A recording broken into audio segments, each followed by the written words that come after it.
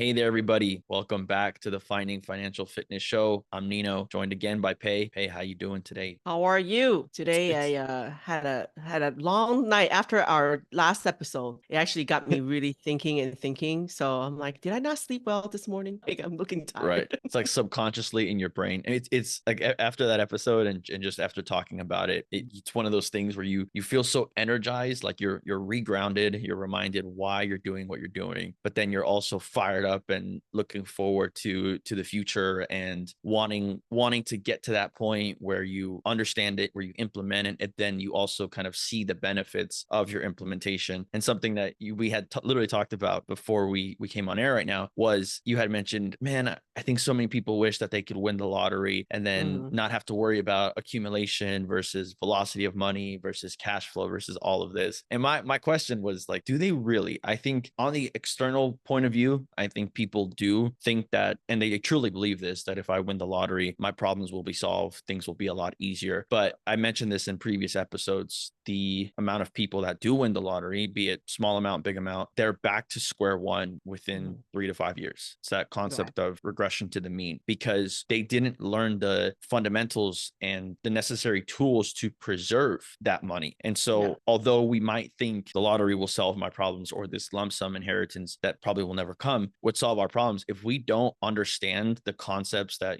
we discuss, that we've taken the time to learn, that money can go squandered. And I think for someone like you and I, like I remember I mentioned this from 4,000 Weeks, the book, but for someone like you and I, if you gave us that money right now, let's just say it was $1 million lump sum from the lottery, what do you think somebody like us is going to do? We're going to put that away and we're going to invest it, right? Right. Chances, because we've learned the principles of what to do in the foundation of what to do with money versus somebody who's not in any form of an investing world will maybe get that money and maybe park some aside in savings because they think it's the right thing to do, but chances are they'll spend the rest, right? Oh And yeah. First dollar you spend, you're no longer a millionaire, right? yeah, that's in uh, first. That's, man, that is such a good point. Yeah. Yeah, and it actually reminds me of Nelson's book in the, Becoming Your Own Banker. He actually talked about this phenomenon where if you distribute all the wealth in the world, right, equally amongst the people in like a short amount of time, it will actually naturally progress to where 97% of the population are back to where they're like 3% of the people would reclaim that wealth, right? Or something like that. And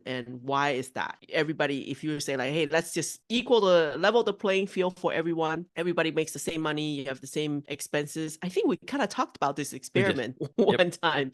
we did. What would that look like? And I have a feeling that he's right. He's a wise guy, and I think his prediction is going to be correct. I Even agree. if you distribute that wealth, the top, 3 or 5% of the people are going to reclaim, or not reclaim, as in like taking it away from people. But I think the majority Well, of the people are just going to it's squander it's it. it's indirectly taking money away from people because this is what would happen. You distribute the wealth, so you're taking money away. The distribution of wealth concept means you take money away from the wealthy and Mm. put it down to people who have less money. But think about it just for a quick second. If the top wealthy individuals own businesses, I'm just going to use an example of Best Buy. Let's say you take money away from the owner of Best Buy and you give it to a regular consumer, and that consumer then goes and blows all that money at Best Buy on TVs, electronics, video games, so on. All that money eventually works its way back up to the business owner. So that Mhm. person has lost their money and it flowed through Best Buy, obviously through the corporation, through employees, but eventually went back to the top. So the Yeah. distribution of wealth goes back in the opposite direction. And again,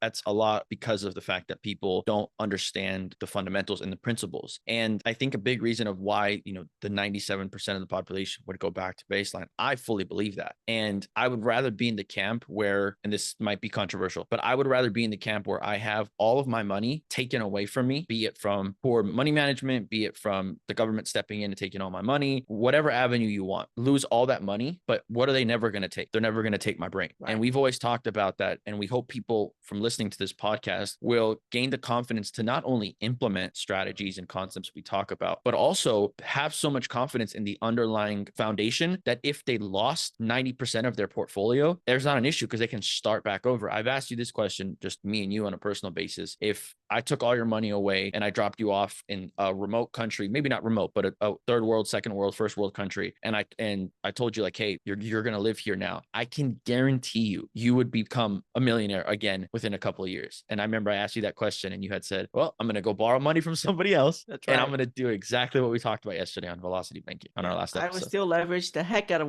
whatever, right? And sometimes it's not leveraging money. It could be leveraging my skills, right? The whole cash flow quadrant still stands. Doesn't matter where you are, right? If you have nothing, if I lost everything, fine. I'm gonna go back, right? And maybe leverage my time first to get some capital back in and then build some trust within the community. And then I'm gonna leverage the heck out of that community, right? And get into a business and then leverage other people's effort. Like that book when we were young, Tom Sawyer.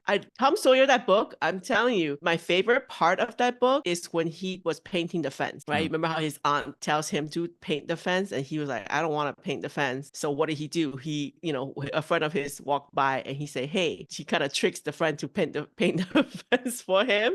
And that really stuck with me. It's like, it's not about me doing the work, right? How do I leverage other people's effort? And in our case, we prefer to leverage other people's money and knowledge to help us get us to where we are. And it's not about using people. It's about kind of taking advantage of what is available to you and then using that to turn your situation around, right? So I'll still follow the cash flow quadrant way. If I have nothing, what can I trade as far as like my talents, my abilities to make some money and then get that ball rolling to move into next bigger things, right? So I think that skill set that it's earned while you're either taking courses, getting mentored, or even just in real life learning from the hard knocks, right? Things that we're learning as we go. You can't take that away from people. No, for sure. I fully agree. And I think once we've established that the majority of people will not win the lottery and will likely not get a lump sum inheritance, it's kind of piggybacking off of our last episode where we discussed the velocity of money and differences between the accumulation and the cash flow model. I think we did a very good job of explaining the differences between the two and how important and impactful the velocity of money is. And so, okay, we got the ball rolling with that. And we talked about if we started doing 1, 2, 3, 4 cycles of recycling the same money. Well, the goal with both methods, the accumulation and the cash flow model, both of them are designed to eventually take money out of that pot of gold, if you will, that we've built up. So in a accumulation mindset, there's, I guess, 2 ways you can go about accumulating. You can do it in a 401k or a Roth IRA where you kind of give that control over to somebody else or another company and they do it for you. And then when you pick your age date, 65, 70, they will then distribute that money out to you. Tax, of course, you're paying taxes on it, most of them. You take that money out, taxable, and then hopefully you have enough preserved that it continues to grow. Or you can elect to do that on your own and say, okay, I'm not going to give it to Vanguard. I'm going to manage it myself and I'm going to accumulate, save my $1,000 of cash flow a month, and I'm going to invest it. And then when I get to the age of 65 or 70, then I will take that money out myself to fund and live my lifestyle. So something I wanted to ask you was there's this common concept of the 4% rule, which is you can start peeling off 4% of your portfolio every year and you won't damage the positive growth and momentum of your 401k, of your accumulation model that you've built Your up. nest egg, basically. Your nest egg. There you go. Yeah. How effective and how reliable is that 4% rule? I mean, I think that's known as the Monte Carlo method, something like that. And it was kind of like the golden rule of retirement for years. And I think in a perfect environment, it reminds me of being a teacher where we had to take the licensing exam where in a perfect environment, right? If this situation was to happen, what would you do? There's no such thing as perfect environment. So right off the bat, that model is flawed in a sense that it's assuming that you are consistent in your deposit, right? So that's one. There's human factor is one of them. And second, that the market consistently delivers returns, right, at a certain rate that you're hoping to obtain for the lifetime of your whole entire lifetime. And third flaw is assuming that at the time when you're starting your drawdown, market never dip or is on the up, or at least I guess no, it has to be on the up. If it starts to dip, you're going to run into trouble. So those 3 assumptions in a perfect world, if it all the sun, moon, and star all line up, good for you. You win the lottery. You did what you were told to do, is which be a good saver, put the money in there, and let the market take care of you. Down the road. And of course, the fourth factor that you mentioned is the tax, right? we have no control over what the government with trillions of dollars of debt, how are they going to pay this? We can keep kicking the bucket down the road for the next generation, of course, but eventually it's going to catch up to you, just like someone who's over leveraged. You can keep borrowing, keep opening credit cards and keep paying, and then it's going to catch up to you.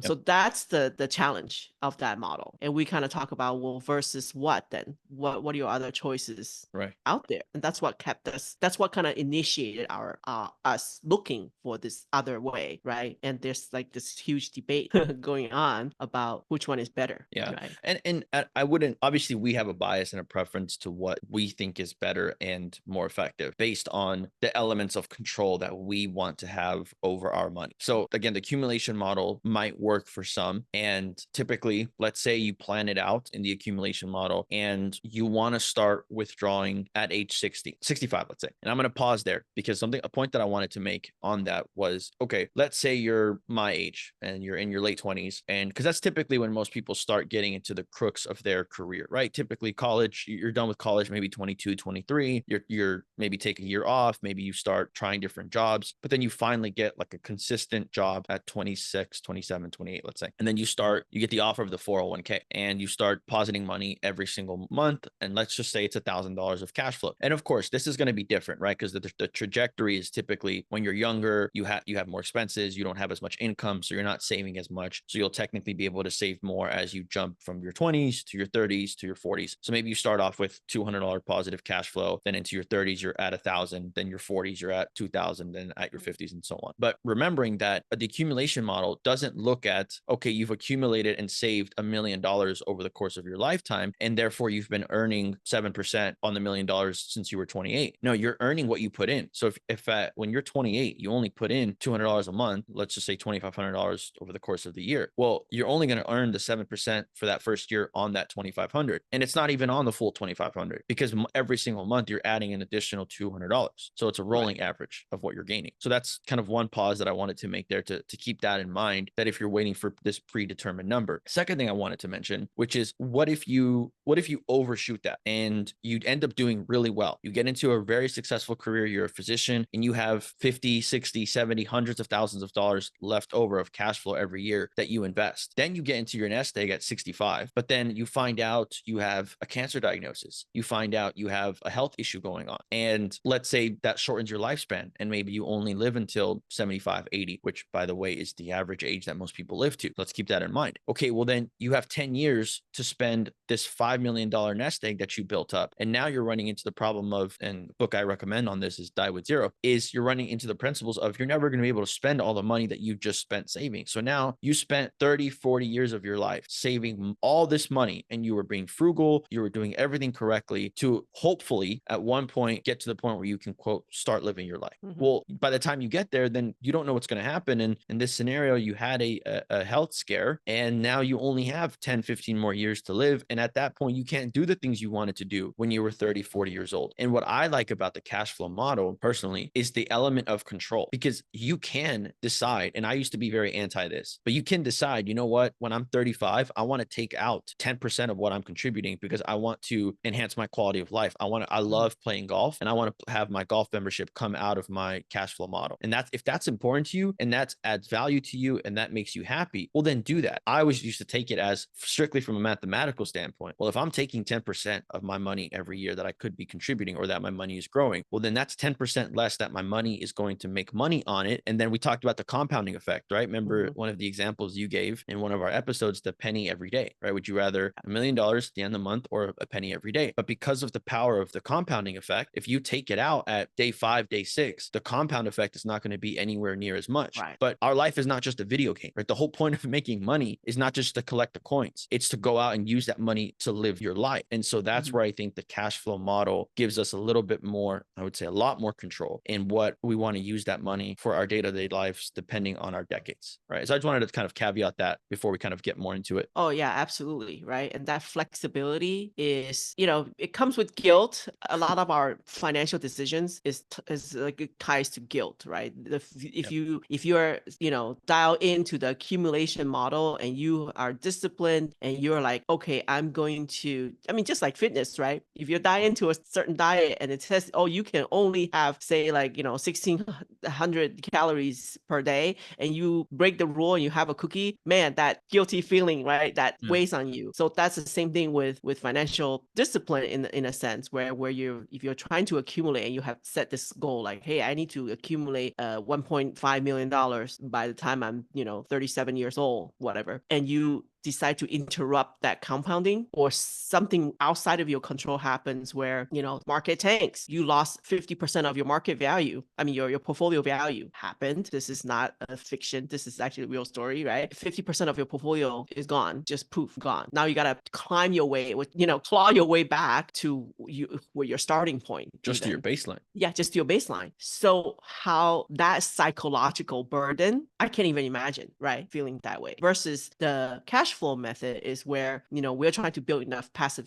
cash flow coming in to cover our living expenses. If I choose to increase my lifestyle, increase my expenses, that just means that I need to pivot and adjust and increase my cash flow, right? Because as long as my cash flow can come in passively and cover my expenses, I can maintain, this boat, right? The tide rises, the boat rises. I just need to adjust how I do things. So it's like you said, it gives you control, and it actually also offers you flexibility and kind of a guilt-free way of living, right? If I can't pay off this debt in the time that I expected to, it's okay. It only kind of eats into my monthly cash flow a little bit. Stop going to Starbucks. You can adjust that lifestyle. Obviously, it's easier to adjust up than down, but we all have done it. It's not impossible to adjust as our cash flow ebb and flow. You can also adjust your lifestyle to kind of match that. So I feel like it's a lot easier to manage than an accumulation way of doing things. And especially on the accumulation model, if you're projecting your accumulation to be $1,000 of positive cash flow every month, there's two ways, and this both goes for the cash flow model in general. There's two ways you can do that. There's the input and there's the output.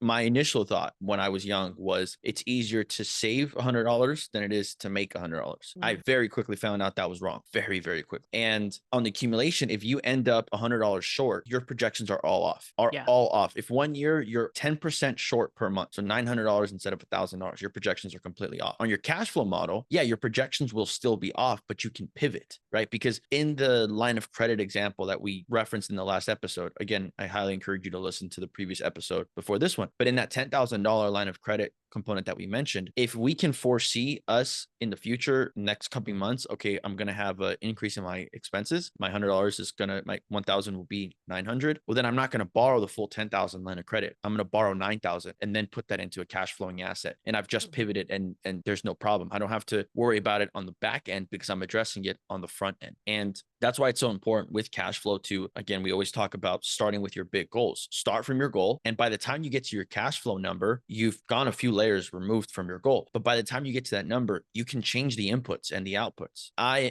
saw this quote on social media the other day that I just found was interesting, where somebody had said, it's not about cutting out your $5 Starbucks. It's not about driving 10 miles to Costco to save on gas. That's not the stuff that's going to make you wealthy. Those are attributes of the wealthy, but those aren't the things that make them wealthy. What makes them wealthy is in the time that you're going to spend driving those 10 miles to Costco to save 10 cents on gas. If you would have identified what your hourly value rate is of yourself and put yourself to go make more money somewhere else, that would have covered the cost of your gas and the cost of your Starbucks. So it's not about sacrificing the things that you want, right? If Starbucks, for example, going to Starbucks every day, getting that $5, $6, we're recording this in 2024, Starbucks might be $15 in a few years. I'll just say, if you're getting your $5 Starbucks and that Starbucks gives you the caffeine, the energy, the mental well-being to go out and work an additional 4 or 5 hours and bring home another couple $100, well, that's an investment. That's a return on the investment. And by you foregoing that, if that means that your energy output and how you feel throughout the day is significantly diminished, well, then that's a big impact, not only on your own health, but also on your ability to go out and produce and go make more money. So, and I know you can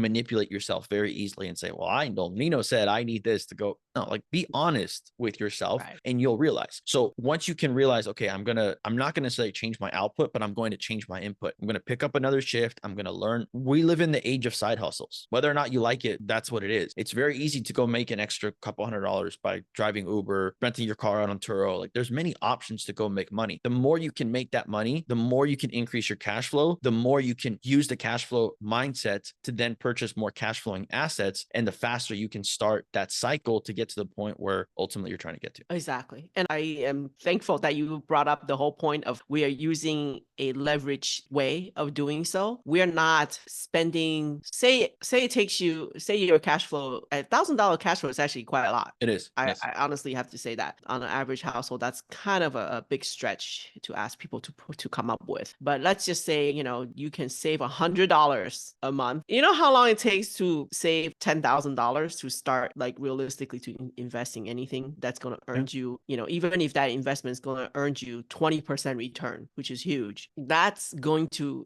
time value of money is what we're trying to point out here. The differential between the way that we invest, and actually we're not the only one who's talking about this. Robert Kiyosaki, number one, talking about leverage, right? Not borrowing to do that, but borrowing to buy asset. That differential is the time difference, right? If I was just a traditional saver, it would take me about 2 years, actually more than that. If you save only $100. If you're saving $100 a month, it's going to take you 8.3 years to save your first 10,000. Okay. If I have to wait almost eight and a half years, talk about I'll have to pay interest along the way. Well, I mean, not pay interest, pay tax along the way on the interest gain, right? So Plus inflation. Right. And plus inflation in 8 years, I don't know what inflation is going to take us. But if it takes me 8 years to get to 10,000, I've lost 8 years of that opportunity. And what's that cost of the opportunity, right? If I can from day one leverage someone else's 10,000, pay a little bit of interest, but right away start gaining cash flow to come back into my system in 8 years, I guarantee you I'm going to do better than this person who waited 8 years to get started. There's something I want to emphasize here because I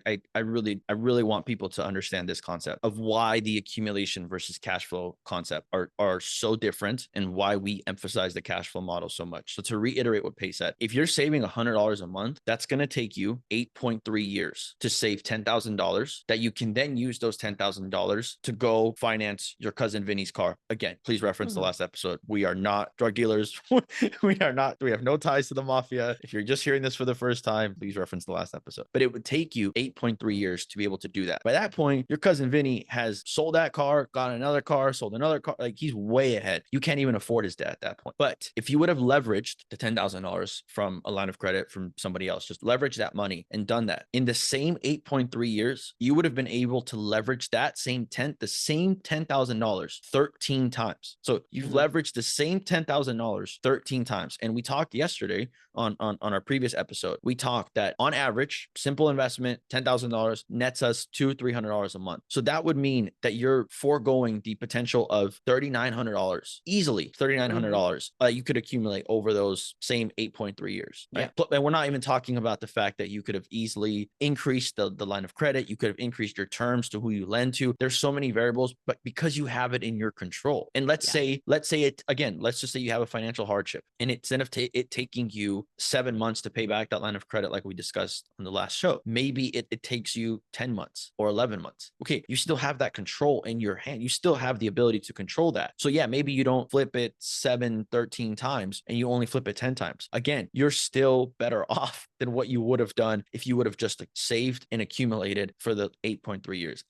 When you understand this concept, I don't know how you can see it in a different way and then go back to the accumulation. And we're talking about all the worst case scenarios because if Vinny doesn't pay back, because if Margaret doesn't pay back, you've recycled that money so many times that all you need to do, like truly, in order to beat the accumulation method in those 13 times that you would have flipped that money, you need one investment to pay out consistently to beat your accumulation. 1 out of 13 to consistently. That means all 12 out of the 13 can fail, but one continues to pay. If that's the case, I need to change family. If 12 out of 13 family members are not paying, right? But or and we're joking around, but it's true, right? Then something is wrong with your due diligence. Yeah. Something is wrong with your right. Like instead of always blaming other people, like look inwards. Like like, what am I doing? Am I just gullible? Am I just, I'm not blaming the victim here, right? A lot of times it's a scam and whatever. But after 1 or 2 times of being scammed, you need to start looking at like, Oh, yeah. okay, what questions am I not asking? And also Right. keep in mind, and I know we're kind of taking a sidestep here, but when it comes to the fear of being scammed or the fear of an investment going south, that's a very valid fear again, but don't take 100 months to make a decision. Again, because of what I just said, if you go in and you fail, let's say half the time, yeah, you still want to do some self-reflection. Absolutely. Because you've chosen wrong, basically, but you've still flipped it so many times that even the ones that are performing well are still putting you in a better position than where you would have been initially. And it actually gives you a chance to recover. That's what I love about that model, right? If I'm making mistakes along the way, it's almost very forgiving, right? One of my investments goes south. It sucks. Not gonna lie about it, but it sucks. But on the flip side, you at least you didn't save you didn't save your way to the money, right? You leveraged. And of course people are like, oh, that's so scary, you borrow the money. But I already paid that money back many times over. So at that point, if one of the horses didn't perform, it's fine. I can pivot and adjust, right? So that's why overall, in comparison, I think both can get you to a better financial space, right? It's better than not doing anything. But overall, I just personally prefer the cash flow model over the accumulation. I feel like it's almost like a acceleration of my time and my effort. And, in our number of years of doing this, and I look back, like I started doing this as a teacher on fixed income, right? Everybody knows how much teacher makes. It's public information. You can pull it up. So it's not like I can work extra hours or I can work extra hard and I can get more money. I can teach summer school. That's true. But, that's again, giving up your precious time, right? So I was looking back at the numbers. I'm like, there's no way if I was just socking money away into the TRS, which is the Texas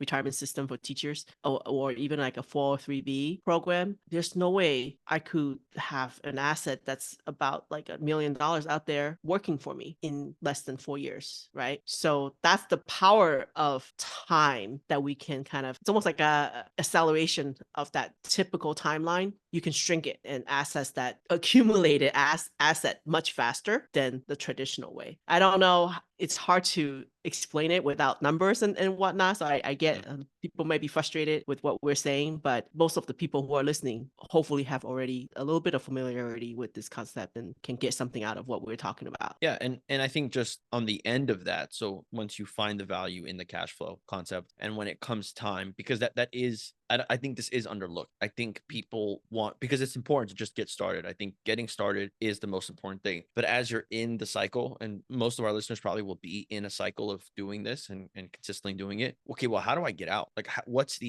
is the end goal for me? Okay, I'm doing this. I understand why it works. I get it, but when can I start reaping the benefits of this? And I used to be personally of the belief, sacrifice what you need to do right now. And when you get to that point, somewhere down the road, you'll have way more money to use, and then you'll be able to quote unquote start living your life. But as I've shifted in these last 6 months, I've learned more about myself, what I value in life, what I value with money. It's what I mentioned earlier about taking that money maybe at a sooner time and spreading out over what you really want. So assume that what you want that money to buy for you, whether it's hobbies, whether it's trips, whether it's family vacations. You identify what the money can do. So how do we strategically, and let's numbers wise, how do we strategically say, okay, we've been doing this for a few years, we've sacrificed a few years, we have multiple of these cycles of lines of credit that we've revolved, we have multiple people paying us every month, and now maybe we're at a point where our income coming in from our investments is equivalent to what our income coming in from our W-2 job is, right? And now you're seeing this money coming in, and one of the biggest hesitancies that I see from people is, when do I get to spend this, right? I'm making just as much money from my investments as I am from my W-2 income, but I'm not supposed to touch it for another X amount of years. So what do you suggest to people when it comes to implementing that at different phases in their life? I think going into this way of investing, I'm just like everybody else. The focus was I wasn't happy doing what I was doing, at my W-2. So I want to get out.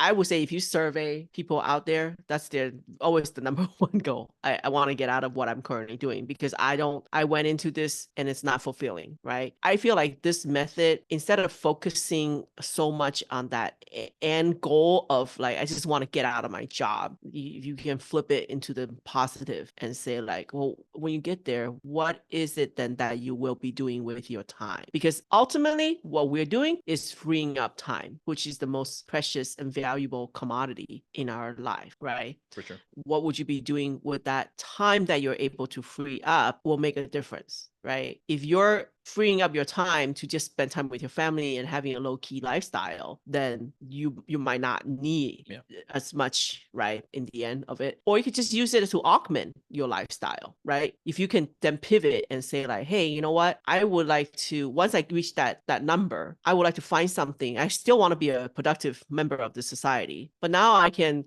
I can be a pet walker, or whatever. Or if I really enjoy driving, I can be an Uber driver. Instead of focusing on that like 40-hour work day, you can scale down. Maybe you still love what you do, but you do it on a part-time basis, so you're still contributing to the society, you're still being active, and you're using your passive income to kind of supplement or augment your lifestyle. I think that's more realistic than to say like, oh yeah, when I reach that point when my passive income matches my income, then I'm just gonna rage quit, right? Tell all my bosses and all my coworkers like, forget you, I never want to see your face again, and then go off and live alone in the mountains. That's not a realistic life. Well, for some it is. For some it is. But I mean, maybe. I don't think there is one goal. I think there's goals. And I think the fact that you can have multiple goals and allow the money that you're making from your assets cover multiple goals makes it, one, more enjoyable, because you have something to look forward to consistently. Whereas with the accumulation model, you have this one big nest egg that you're dependent on, but also just so excited to get that you, every day when you're at work, if you really don't like your job, you almost remind yourself, all right, I have this nest egg, I'm working for this nest egg. And that's what makes it more like hurtful if something were to actually happen to the market where your money is tied in. So by having the cash flow model, you can then say, okay, step one, once I make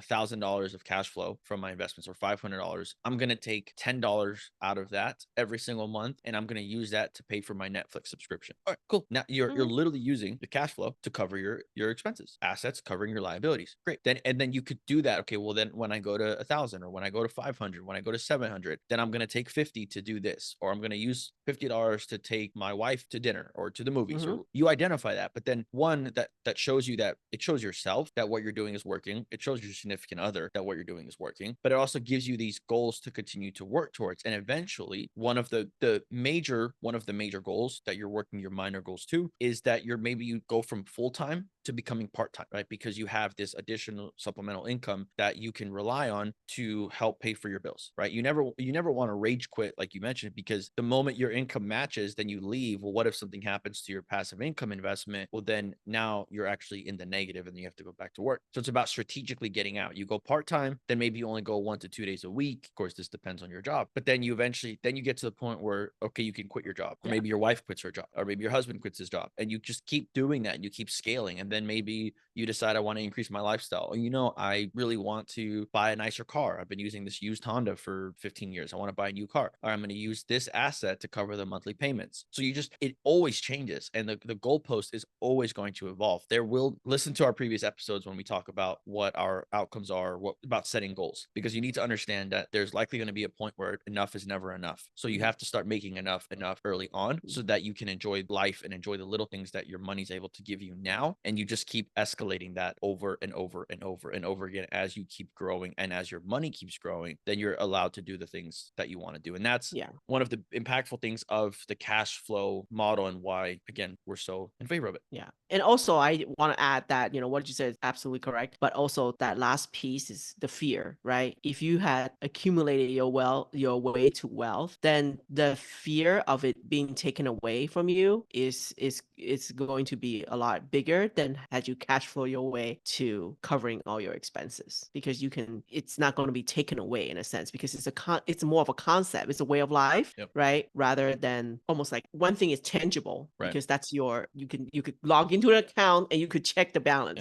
on a daily basis. Whereas what we're talking about is more conceptual, and is, you're still going to end up with that account that you could log in and see that you have this thing built, this awesome piece of portfolio that you built that is paying you on a monthly basis. So you're going to still have the same thing. It's just a lot less fear of that whole thing being taken away, or at least or majority of that being taken away, because you've leveraged your way to it, and you build it up kind of over time, in a sense that on the other way you waited, you sacrificed the whole time to get there, whereas this way, along the way, you got to enjoy life. You didn't even necessarily change your lifestyle. If anything, your lifestyle was enhanced, and you've lived your life more than you would have with the alternative. So no, I agree, and I hope people have taken from this episode, because again, on our last episode, we talked about, from a numbers perspective, why the cash flow model is more beneficial, both short-term and long-term, than the traditional accumulation model. But now we're talking about the mindset and what the cash flow model allows you to do in comparison to the accumulation model, and how, again, as we talk about always with this big picture on this podcast, it's making our quality of life improved. It's about doing the things that we want to enjoy, and by having a little bit more control of your finances and of your cash flow, it allows you to incorporate these things early on, so that you don't get to a point where, hopefully, the 3 elements that Pei mentioned with the accumulation method works, and you get your money, but then you're 65, you're 70, and you've spent so much of your life sacrificing that there's so much pressure now for you to actually start living your life, but you're actually on the back end of your life, and you can't do the things you want to do. Life isn't about waiting until one moment somewhere down the road to start living. It's about living and about enjoying the journey and the process all the way through. So we hope that the cash flow model and the concept has allowed you to maybe learn a little bit about it. And if you're already implementing it, maybe it re-solidified and you needed this refresher, but also kind of gave you an idea to something to look at and say, hey, I'm already doing this, and I want to kind of reap the benefits. Or my spouse is asking me, when do we finally start to, like, we've been sacrificing for a long time, when do we finally start to see the benefits of this? And you can maybe have these conversations and see. So I love talking about it, because it's so, I know how impactful it's been for you, Pei, for myself, just for people around me that have done it, and that's what we want, is we want more people to see the benefits of it. So with all that being said, Pei, anything you want to end with? No, I think we have a lot to say on this strategies and whatnot we do. And of course, like, just kind of throw it in there. We on the assets that we purchase, that's a whole other episode, right? Because real estate, anything permanent, IBC, man, that just really accelerates everything that we do. Talk about, time acceleration. There's a way to do it where you accelerate your time and you benefit from the stability of, like, consistent future income. That for me, it's just, man, if I can share that with more people, that's all I want. Yep. And we're just starting to dive into it, right? We're talking about these things in isolation. We're talking about, okay, cash flow model. Let's understand that. Okay, IBC. Let's understand that. As you can see, we're talking fundamentals first and foremost. We're talking about concepts. We're talking about products that are a big foundation of what we're doing. But then from there, we can start, okay, well, how does cash flow model work with the infinite banking concept?